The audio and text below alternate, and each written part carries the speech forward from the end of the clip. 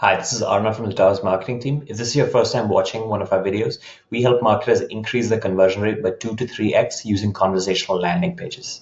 And in this video series, we actually show you guys exactly how we make those conversational landing pages by recording the entire creation process.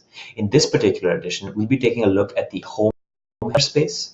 I did a quick Google search for healthcare at home, and as expected, the first 4 links were Google Ads. This space in particular holds a special place in our hearts at Towers because one of our first partners in the Google Ads conversational landing page use case was Healthcare at Home, who has the first link in the organic search results. We helped them drop their lead cost per lead by 50%. I'll leave a link to their case study in the description, in the comments, or in the top right of this video, depending on where you're watching it. Anyways, let's move on to the conversational landing page that we're building today. I clicked on all of these links and I decided to settle upon the third link. It shows you this landing page over here, and the reason I selected this one is because it's pretty typical as far as landing pages go in the home healthcare space. And for that matter, it's actually pretty typical for any landing page in a Google Ads. It follows a lot of the same templates. There's a wall of text explaining the value of this company. There's a form for lead capture and a phone number for lead capture. These are tried and tested methods that are ubiquitous across the web, but they are pretty unengaging and they always yield a conversion rate that's below 10% or in most cases below 5%. And we're going to try to improve that through our conversational landing pages. In the healthcare space in particular, our clients have told us that using a form for lead capture doesn't work because prospects expect a personalized experience. They're looking for healthcare for their elderly relatives who they care for very much. And having a form is a very impersonal way of capturing leads, and it discourages prospects from actually completing the lead generation process. So with our conversational landing page, we're going to address that by transforming the lead generation experience into an actual conversation. You can think of it as a halfway point between the human-based call approach, where someone has to be on the other end and pick up the phone, which is expensive to do because you need to hire people to man the calls 24/7. And the automated form-based approach, which is cheap because you don't have to hire any other people, but it's very unpersonalized and it doesn't really make people convert. It has a low conversion rate. So we're going to merge those two together to create a high converting automated system that can capture leads at any time. So with that, we can switch over into our builder. And the first thing that we always like to do is create a hook. The hook is a series of 3 messages that a prospect sees as soon as they land on your page. We like to fashion this hook around the same template, the same anatomy as the first fold of your traditional landing page. When you look at a traditional landing page, there are always 3 key elements in the first fold that you need to transfer over into your conversational landing page. The first is the logo and the branding in the top left. This is something we all take for granted because it exists on every single landing page. But when you land on a page that doesn't have branding or doesn't have a logo, it looks generic, and generic landing pages look spammy. And of course, if it isn't obvious yet, spammy landing pages cause people to drop, which is an outcome that you as a marketer don't want because you're paying for Google Ads. So every drop customer is lost money. The second element of the page that you need to pay attention to is the heading and the subheading. These elements convey the value proposition of your company, and they offer continuity from the user's intent. So in this case, the prospect looked up healthcare at home. That's their user intent. That's what they're looking for. And the value proposition messages over here convey why Right at Home as a company is offering the best possible version of the services that this person is looking for. We find that this is an effective way to capture user attention because prospects today in 2019 have very short attention spans. It's somewhere around 7 seconds when they land on a page. Conveying your value proposition is a great way to capture their attention in that time because it tells them that you are offering them what they are looking for. Once you've captured their attention, that's where the third element of the page comes into play. And that's the call to action. Over here, as I mentioned earlier, they have a phone number and they have a form. The purpose of this is pretty obvious. The reason you're capturing attention, the reason you're running Google Ads is to get leads, and these are the lead capture methods. So with that, we can start constructing our hook. The first message, modeled after the branding that's there on a traditional landing page, is a welcome message. We just welcome them to the landing page, tell them who the company is, and we throw in a logo because nothing builds a brand like adding a logo. Human beings are visual creatures and they like seeing images. So this is always our first message. The second message is a value proposition message. A good way to figure out where you are going to, or how you are going to phrase your value proposition message, is to look at your traditional landing page and look at the messaging that's there in your first fold. Over here, I really like the second sentence they have in this little paragraph over here, which reads, whether you or a family member needs a little extra help around the house, assistance with recovering from a hospital stay, or attentive and compassionate round-the-clock care, right at home's personalized in-home care services may well be the answer. So I'm going to copy that sentence, paste it in here. I notice that it's a little long for my liking. I usually like to keep it at around 2 lines long, usually the length of a short tweet. So I'm going to do a little bit of cutting and chopping. First of all, we've already mentioned right at home in the previous message, so we don't need to mention it in this message. I'm going to change this whole clause to we can help. So it says whether you or a family member needs a little extra help around the house, assistance while recovering from hospital care, or attentive and compassionate round-the-clock care, we can help. It's still a little long for my liking. I want to get it down to at least three lines if I can't get it down to 2. So I'm going to do a little bit more cutting and chopping. First of all, I'm going to remove one of these adjectives over here. And over here in this clause, I'm going to reduce the length of it. Whether you or a family member need. So let's make it whether it's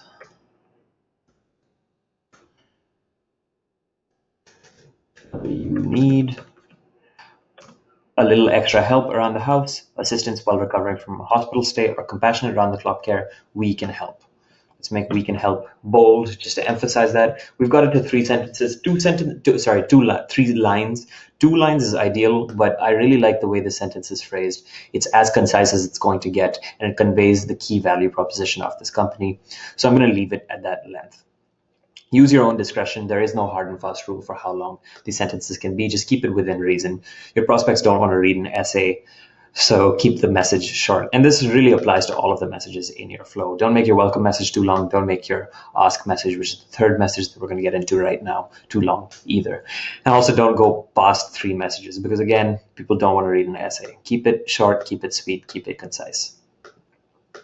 Now we can move on to the third message, which is the ask message. This is the call to action. We're going to make an ask of them in this message and have them respond with the user input down here. Usually for healthcare and law use cases where prospects are looking for very serious services, they're usually looking for healthcare for their elderly relatives who are sometimes sick, or they're looking for a consultation for a case that they have in their life. I usually like to phrase it as a consultation because a consultation gives the impression that they're going to be speaking to an expert, which in most cases they're usually speaking to a lawyer or a healthcare provider. So I'm going to phrase it like that. If you'd like, we can schedule you for a free consultation with one of our experts who can answer your questions.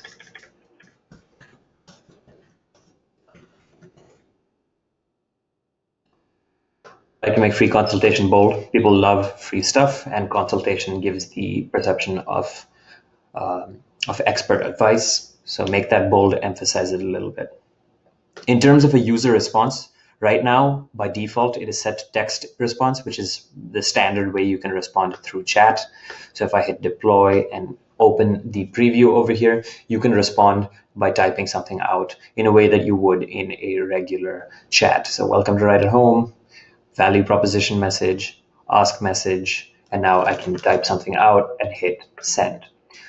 But now typing something out requires a lot of effort. So if I change this to what is your name, and then we had added it into the flow, hit deploy, and gone into the preview, that requires several taps to respond to. So over here, it's asking me what my name is. I need to type out my name. So that's ARNAV, 5 taps, and then a 6th tap to hit send. Each of those taps is an opportunity for a prospect to drop. So we don't like to have a text input in the first messages in the hook. Instead, we like to opt for a button-based input. In this case, I'm going to say get a free consultation and add a logo because Logos are just, an icon. Icons are just a small visual cue that makes it easier for the prospect to understand what is being offered to them. For consultations, I always use the clipboard with a check mark on it. For some reason, it just speaks consultation to me. A key point to note about this ask message with the user input is make it as uncontroversial as possible. So for example, when I ask the name question, I'm asking for a piece of personal information, and people aren't generally willing to share their personal information as soon as they land on a page. So make it an uncontroversial ask that they can respond to with a button, and that should do the trick. It gets them to start the conversation with really no real input from their side. It's just a tap. And once they're invested in the conversation, you can start asking them for those personal details that you need to make them convert. So we can hit save, and that's our entire hook complete. Now we can move on into the actual lead generation flow. And what I love about consultation lead generation flows, again, this is very common in healthcare and law, is that they're extremely short flows. So over here, if I remember correctly from the forum, there were just 3 details that were being asked. And after those 3 details, we can end the actual flow. So we can make this the end gambit, end conversation, auto page redirection, and hit save. And now all we need to do is fill out all of these gambits with the appropriate questions. Switching back to the landing page itself, we can scroll down to the form and see what they ask for. They ask for name, email, comments, and phone number. Now, what I found is that a lot of lead capture forms ask for both the email and phone number, but I feel like that's a redundancy. You really just want to get one contact information because it reduces your lead generation flow. It reduces the number of steps in the whole lead generation process, and that increases your conversion rate. When you ask for one, you have a way of getting in touch with them. And once you get in touch with them, you can ask them for the other one. So if you ask them for their phone number, once you get on that first call with them, you can ask them for their email if you want to send them more information. Or once you get on an email chain with them, you can ask them for their phone number to give them a call. There's no sense in asking for both in the lead generation flow because it adds an extra step and it reduces your conversion rate. So in this case, I'm just going to ask for their name, comments, and phone number. Now, within the lead generation flow itself, asking for lead information through a chatbot is very different than asking for it through a form. You are bound by the rules of human conversation, human etiquette, and customer service. You can't just have an empty field that says name, email, comments, and phone. That is a very impersonal way of asking for things, and that's the reason forms are very unengaging. That's why people don't view them as being very personalized experiences. In a conversational landing page, you need to acknowledge user input and you need to ask questions in full sentences. So the first part of that is acknowledging user input. In this case, they've tapped a button that says get a free consultation. You don't want to immediately go in and ask them for their name. If you say, what is your name? That's a very abrupt transition from them tapping a button and giving you an input, and it comes across as rude. Your conversational landing page, being a representative of your company, is basically offering bad customer service, and you wouldn't accept that from your human representative, so you shouldn't accept that from your conversational landing page, and you should add a little bit of acknowledgement. So over here, we can say, great, need a few details to get you set up. First, what is your name? And we can put name verification on. Now, once we've asked them for their name, we need to do the exact same thing, acknowledge their user input. So we can say, nice to meet you. And then throw their name in over here from where we collected it, and then ask the next question. And before I move on to the next question, this is a key point to note. Adding this little touch over here that says, nice to meet you, and then their name is a human touch. It adds to the human nature of this lead generation experience, and it's really what gives you the conversion rate. And it relates to another point that is key to achieving that, and that is making sure that you order your questions correct. So over here, I asked for name first because that's the first field that was there in the form. But if you ask for name as the last field in your form on your landing page, you should still ask for name first. Because again, you want your conversational landing page to feel as human as possible.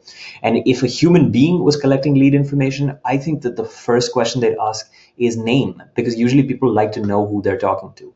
And once you ask them their name, you can say something like, nice to meet you, their name, add that human touch, and then ask them for the key details relating to the lead. So over here, we can say, could you tell me a little bit bit about your requirements, about your home healthcare requirements. Something's wrong with my spelling today. I misspelled meat before, now it's misspelled requirements. Rename the Gambit requirements. Leave it a plain open text input with custom text so they can input whatever they want. It's not going to verify whether it's email or anything. We can make home healthcare requirements bold just to emphasize it and hit save. Now we can move on to the next question. Just to re-emphasize what I was saying before about the ordering of the questions, just like you want to ask for the name first to make it feel as human as possible, you want to ask for the phone number at the very end. This is a rule of thumb that we like to follow because one of our clients in the legal space actually told us this. They did an A/B test where they compared conversational flows where they asked for the phone number right at the beginning and the phone number right at the end. And they found that when you ask for the phone number right at the beginning of the flow, immediately after name, even before asking for requirements or about the case or about the healthcare requirements of the prospect, people perceive that as being particularly salesy. It's like you just want their phone number so that you can spam them. And that doesn't make for a high converting conversational landing page or a conversational experience. Instead, what we like to do is adding the phone number at the end, which they perceive as being incidental to the entire process. So you've asked them the stuff that's important to them. You've asked them about their case, and you're adding the phone number at the very end, just as a detail that their experts need to contact you once they've done researching these requirements that they've provided you with. So over here, we can say, we have to acknowledge their input. So we can say, got it. We will be able to help you out.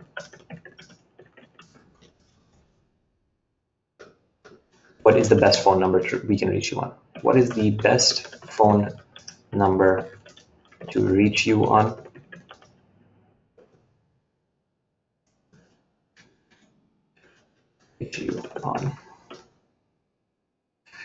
Actually, the way I phrased this question over here is a little abrupt for me. We haven't explained why we need the phone number. I always like to explain why we're asking for this contact information. Over here, I want to say something like, what's the best phone number? One of our experts are looking at your case right now. When can they call you? Or actually, we're asking them for a consultation. So we can say when, or on what phone number? I always find this to be particularly difficult, phrasing the actual lead information question, the best way to ask for a phone number, because this is really where it gets important in the lead generation flow, because you can have someone's requirements, you can have their name, but if you don't have their phone number, there's no way to follow up, and that's the end of the lead. You've pretty much lost it. So let's put phone number verification on right now and think about this for a little bit. So got it. We will be able to help you with that. Leave us your phone number below.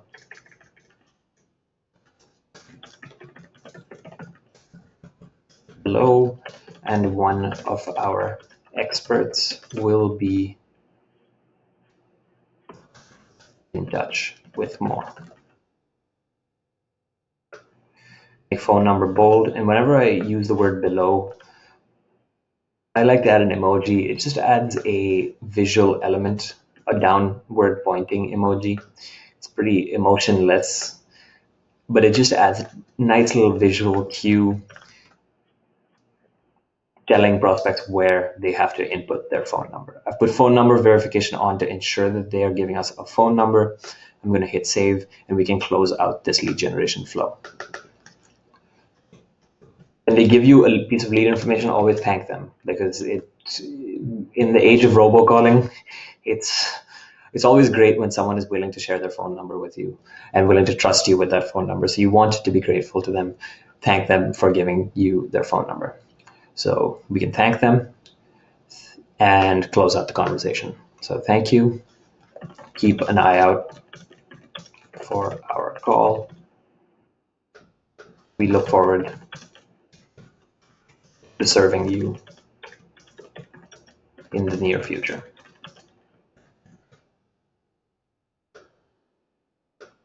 I've noticed that I've been changing these green bubbles on the left. These are delay messages.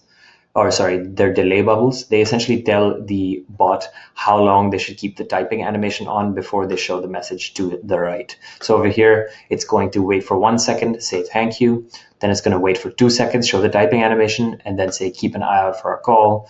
Wait for 2 seconds with the typing animation, and then say we look forward to serving you in the near future. If we hit save, we have completed our entire lead generation flow. If I open this up in a new tab, you can see that we have a conversational landing page that can capture leads through a conversation, providing a more personalized experience than a form and giving you a higher conversion rate. There is one thing that I want to change about this before we continue, and that is the way the landing page looks. Over here, it looks very generic. It looks like an iMessage or a Facebook Messenger interface. It doesn't really match the branding of right-at-home healthcare. And as I mentioned earlier, generic-looking pages cause people to drop because they look spammy. So before continuing and before calling it a day on this conversational landing page, I want to change the way it looks and also the URL, because the URL is very generic over here. It says chatbot.hellotowers.com. It says nothing about right at home. So first, what we're going to do is change the URL, because that's the easier thing to do. We just need to jump into the configure section and add a subdomain over here. So now it's going to say rightathome.hellotowers.com. Hit save, deploy, and if we open it up now, you can see that the URL is updated. Now we want to change the way the actual conversational landing page looks. And a good way of doing this is to jump into the traditional landing page. I have a handy color picker tool, which I got on the Chrome Web Store, that I'm going to use to choose the brand colors. In this case, I like this greenish blue that they have and the orange. I usually use the primary color for the bot message bubble colors, and I use the secondary color, so in this case orange, for the user message bubble colors. So now I have copied the primary message bubble color. I'm going to jump back into the builder, jump into bot message bubble. First I'm going to jump into the design section in the left, jump into the bot message bubble color. It's the primary color. Jump back into the landing page, select the orange. The color is copied to my clipboard. Jump back into the builder, user message bubble color, and paste the orange over there. I'm also one of those people who likes to make the background around the chat area a plain white when there isn't an apparent image to put over there, because it makes it feel like the chat area is an extension of the rest of the page. If I hit save, deploy, and open it up, we have a brand new conversational landing page that captures leads, and it looks the part while doing so. If we compare this to the old landing page, this is covered in information. It gives information overload to the prospects, and it's a very impersonal way of asking for information, asking for lead information, especially for a healthcare service, whereas the conversational landing page is a much cleaner, personalized experience where you're engaging in an actual conversation. We also just made another video, which we'll probably release sometime about a similar time as this one, about the healthcare space. And the comparison I like to make between the traditional landing page and the conversational landing page, this is an idea I got while making that video, is the traditional landing page is kind of like a brochure, which is covered in text. You have to read it all on your own and fill out a form. Back when brochures were bigger, they might have a form on the brochure which you fill out, cut out, and send in. The conversational landing page, on the other hand, is like speaking to an actual concierge. It's like speaking to a person at the company, like a receptionist or someone, and it's an actual human interaction, even though it's an automated conversation. And the end result when you make this transformation is a 2 to 3x increase in conversion rate. So that's it for today. You guys should and can copy all of the best practices that we mentioned in this video. If you want to make the transformation from a traditional landing page to a conversational landing page like we did in this video, drop us a message on Intercom, sign up for our builder, and within the builder, we have an Intercom widget in the bottom right. Click on it, drop us a message, tell us that you want a conversational landing page like the one from this video. Drop us a link to your landing page. We'll create the landing page for you, and we'd also be willing to create a video like this for you if that interests you. That's it for today. I hope you guys enjoyed. Thank you.